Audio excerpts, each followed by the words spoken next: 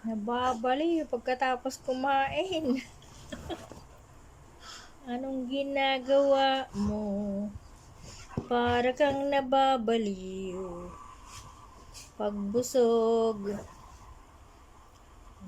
Parang nababaliw si Milk. Pagbusog. Ganyan siya pagkatapos kumain. Pag nabusog.